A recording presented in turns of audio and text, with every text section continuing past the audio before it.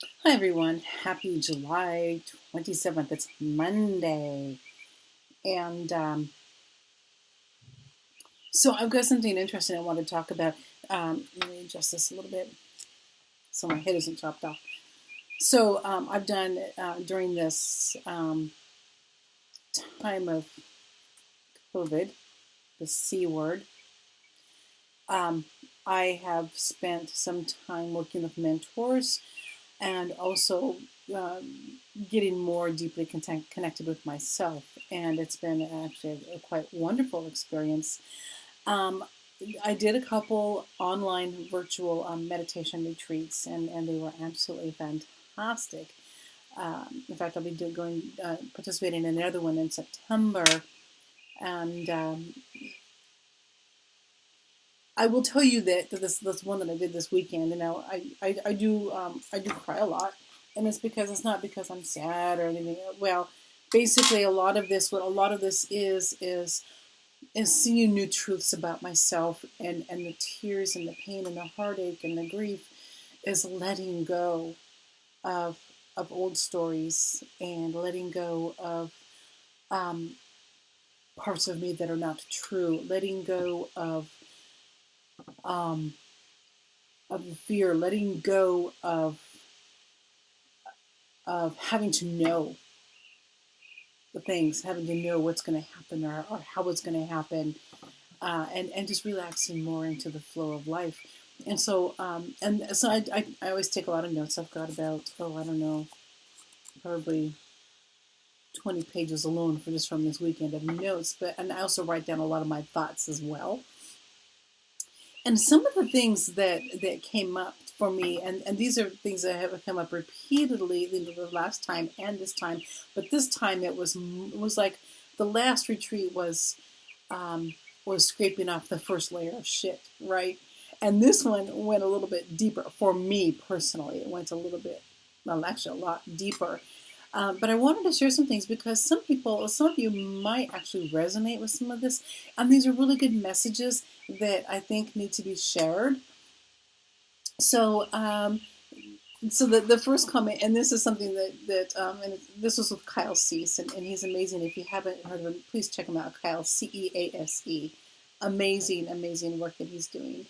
Um, but and one thing he said, I'm kind of trying to think. I've got one of his audiobooks, and I've got the physical book as well. He's got two different books. One is called "I Hope I Screw This Up," and the other is called "The Illusion of Money." And he has, on his videos, and I think in one of the books, he did say, and when he on the weekly calls as well, is like, um, how can I be my holy shit self? And for me, that's really powerful. I mean, and it's true. It's like, how can we be our holy shit self? Just how can we be this? Not necessarily what we have to do, but how can we just be? So some of the things the thoughts that I wrote down is, um, why am I doing this? Why am I doing this? Well, I want to move out of the subconscious body, and be more conscious about who I am and why I am and why I feel and how I feel, and how to relax and let the universe support me, let life support me. Um, so why am I doing this? I want to know who the hell I am. And like the reading video I did, the video I did for the reading I did just a few minutes ago for today, it was um, I want to know who I am. I want to find more mysteries about myself. We all have mysteries. We all have mysteries deep down inside of us that perhaps that we are afraid to look at, and or that we don't want to know because there might be some shame or some guilt involved. And I can tell you right now, shame and guilt do not serve us ever. I will tell you that right now. So if you're thinking, if you feel like shame or guilt or agony or despair, I mean, feel it, but move through it, and don't hang on to it. It's okay to feel it. You can feel it. You can move into this. You can experience it, and then let it go, let it flow, let it flow. So I want to know who the hell I am, and and another thing is I want to open some portals to transcend the subconscious me that's sometimes acts a little bit blindly. That is not always present in the moment, and that also has to do with the past stories and dramas and traumas that we experience. Oftentimes our traumas will tell our stories, or our traumas will put up the cement or the brick wall, will close us in, will close our heart. The traumas will we will become attached to those traumas, and then we sometimes will use those to justify our actions or behaviors or our beliefs, and justify hanging onto when we really want to be in a place of non-attachment.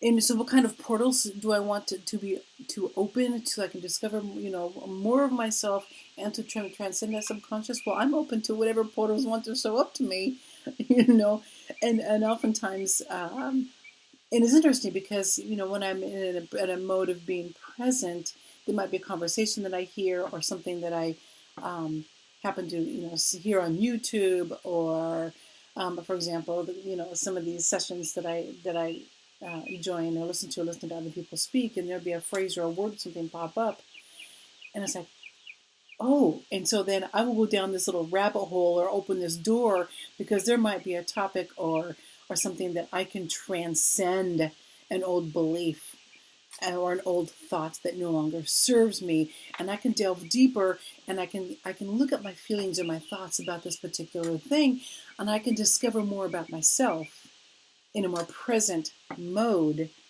as opposed to just reacting from the subconscious, which is attached to the old pains, the old hurts, the old traumas, the old stories that I don't need to be telling or even looking at or reading anymore. Why am I doing this? To make the world a mirror of myself. That was powerful. And I think that's another reason why, or actually just kind of maybe really realize that the reason that I created the course that I did is because I want the world to be a mirror of myself.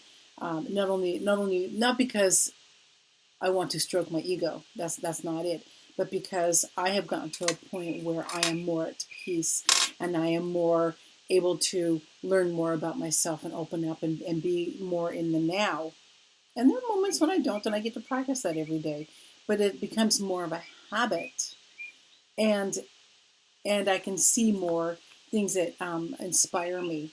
And I want the world to experience that too. I want the world to experience how to heal, and how to see the good in all things, even the painful things. There's always some good in there, Let's see what else. So our mind is sitting on a bed of fear, and I will tell you that fear has been the number one distractor in my life. That has been the number one stumbling block, and it has been the number one decision maker in my life for the entire 56 and a half years that I've been on this planet. And I think that when we go into our body, especially when it comes to meditation, we get to face that fear.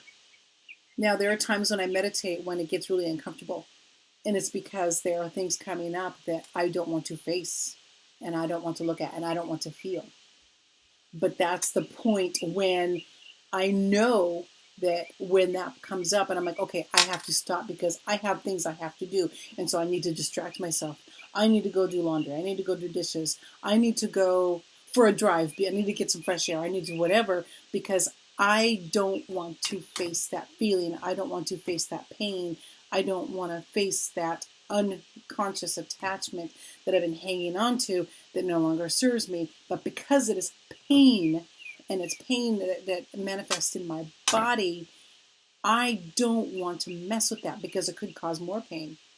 And sometimes opening those old wounds is going to cause more pain. And we avoid that. We avoid it with addictive behaviors or with distraction.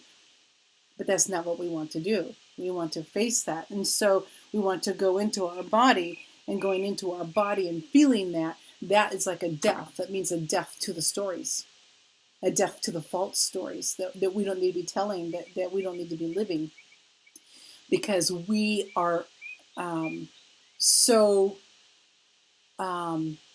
so used to not listening to ourselves and not used to nurturing our inner child. We're not used to listening to that inner child that is trying to tell us, and quite frankly, children are some of the wisest beings on this planet.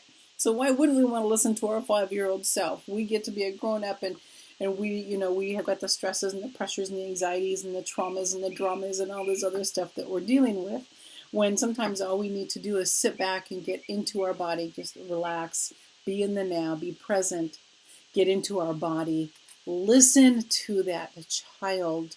And there may be some pain there. That child may be crying and say, I need you to pay attention to me. And I'm feeling sad because I'm not being seen. And that brings up another topic, is it's okay to be seen.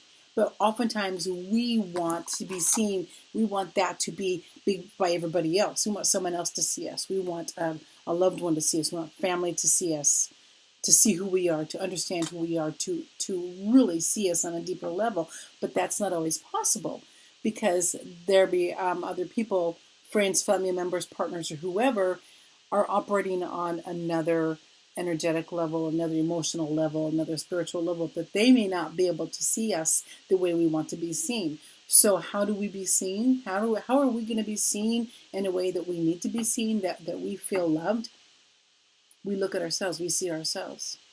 We see ourselves. We see that child in us that needs to be seen. No one else needs to see us, because only we can see that,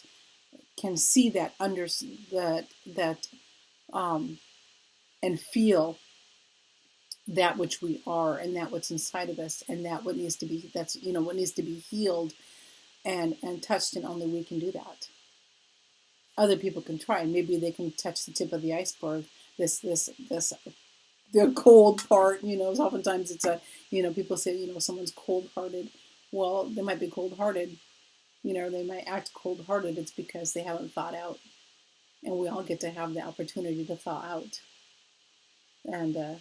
And so in the thawing, and then we can look at ourselves, we can look at that inner child, and we can go inside, and we can experience a death every day. We can experience death every day. Death to old beliefs, death to old thoughts, death to toxic behaviors and toxic situations, and death to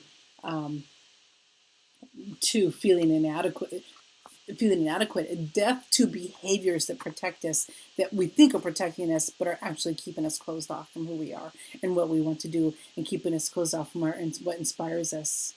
And the fear, facing the fear of not being seen, facing the fear of being seen.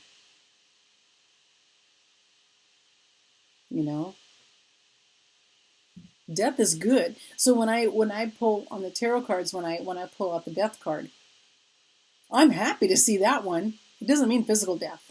It means there's a death to something that is no longer going to serve, or there's a death of something or idea, or a removal of something, which is simply going to make room for something better. Or perhaps it's a death of self-neglect, a death of whatever it might be. It could be anything. It's limitless. But going into our body, especially in meditation, and feeling, and actually feeling, because oftentimes we want to avoid the feeling because it's so painful, because emotions cause physical pain. They really do. We don't want to avoid that. And we're afraid of that death.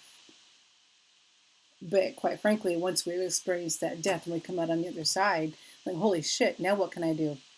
And what other ways can I die? And what other ways can I die that will open up a new life for me, where I can be my holy shit self and live a holy shit life without fear about what other people are going to think, about what other people are going to say, without fear of failure, because quite frankly, failure is not a thing. It's only learning, and failure is actually success. Being okay with failure is a success. Being okay with doing something wrong is a success, because we're doing it, and we're doing it because we want to do it, and because we want to try it. And don't buy into the perfection paralysis, which I have been an expert at. If I can't do it perfectly, I'm not going to do it, because I'm not going to be looking like a fool. But I do it every day. I look like a fool every day. And I think, I'm going off tangent a little bit here, but oftentimes it's like, we have all these stories about what someone's going to think about if we act a certain way, or if we make a mistake, or if we stumble or stutter, or whatever choices we make. And it's like someone's going to think we're going to look bad. And quite frankly, 99.9% of the people aren't going to give a crap. The only person that's judging you, thinking that you're looking bad or looking stupid, is yourself. No one's gonna. And if someone does decide that they're gonna, make fun of you, or if they're gonna think that you're being silly or stupid or whatever, it's like, let them, because that's just a reflection on who they are and what they're feeling. It has nothing to do with you. So go out there and be silly and make mistakes and fail and do all this stuff and have fun with it, because quite frankly, who gives a shit? You shouldn't. Have fun with it. Dig deep and bring that stuff up to the surface, and just be free, and be free of your subconscious feeding off of your past traumas, because that's not going to serve you. What's going to serve you is being in the now. What's going to serve you is doing the work and going deep inside. And it could take 1 day, it could take 1 hour, it could take 5 minutes, it could take 6 months, it could take 6 years. But that's part of the journey, and it's okay. It's okay to do that. So, I could keep talking, but I'm not going to, because I want to save some material for tomorrow, because I kind of want to go off on a slight tangent along the same topic, but with some different ideas tomorrow. But I do hope you enjoy this video. And again, whatever resonates you, go ahead and keep that. What doesn't resonate, that's fine. No big deal. I'm not offended. And if you would like to have a Reiki session, a healing session, or a card reading, or a pendulum reading, let me know. If you would like to find a way to access your own personal power and to do some healing and get your life back, or be your holy shit self, let me know. I do have a program that I've created. It's called Call Home Your Personal Power. If you go to BeccaInspires.com and click on the Call Home Your Personal Power tab, that will give you some information there. I will tell you that while this is a program, and I have specific modules,